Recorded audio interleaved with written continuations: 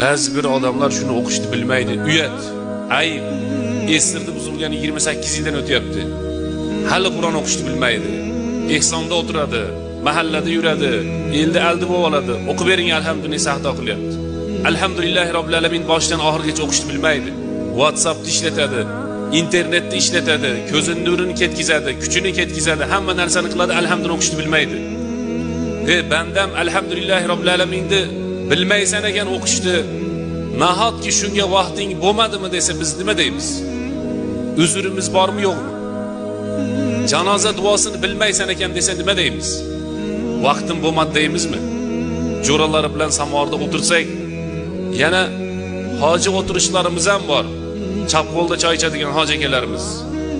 Hoji o'tirishdagi odamlardan so'rab turib Qur'on o'qib bering desangiz o'qib bermayapti. Dasturxonni hamma qiladi. Qur'onni ham o'qiy olmaydi.